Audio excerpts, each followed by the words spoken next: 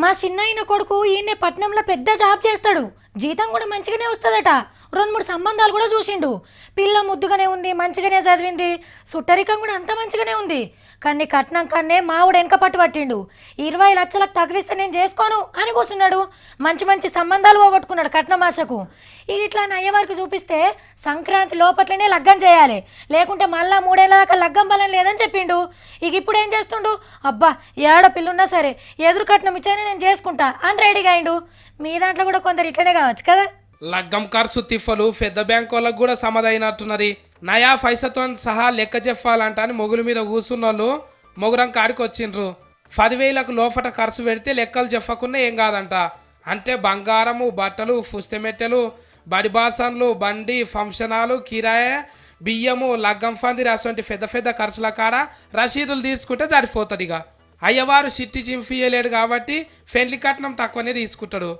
కానీ ఈ ఆటలు కొనుడు జరంత కష్టమే. 2 కొన్న కూడా 10,000 దాటుతాయి. అలా తాన్నేమో రసీదులుండి పాడుగావు.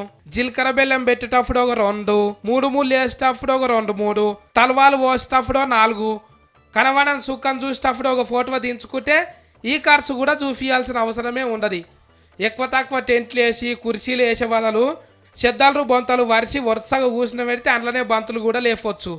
దోస్తుగాళ్ళకు పెళ్లి దావత్ ఇయ్యబుద్ది అయితే మనిషికి ఒక ఫెగ్గేసి ఆడికే రిమ్మొచ్చినట్టు ఫెయిల్ గమ్మంటే అయిపోతుంది. పాపం బికారి బావ పరిస్థితి కనిపెట్టి బామ్మర్ది గాడు కాళ్ళు కూడా కట్టేయడిగా.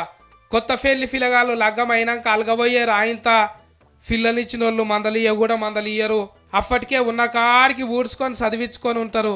వచ్చినోళ్ళను కట్నాలు చదివిమనేరు. ఆయనత పాత నోట్ల కుఫేసిపోతే అవిటిని తీసుకొని బెంకుకు పోయినరనుకో ఎట్లా సంపాదించడం అంట అని ఇచ్చులు కచ్చకాయలు అడుగుతారు. ఇంకా తక్కువ ఖర్చు కావాలంటే ఒక పందిరి, ఒక పంతులు, ఒక బ్యాండ్తోని 4-5 లగ్గాలు ఒక్కతానే చేస్తే అయిపోతుంది. ఇక ఈ ముచ్చట గిట్లున్నది. కానీ నిజామాబాద్లా ధర్మపురి సీనన్న కొడుకు ఒక్కటే ఫారి 13 లగ్గాలు చేపించిండ్రు సొంత ఫైకంతోనే.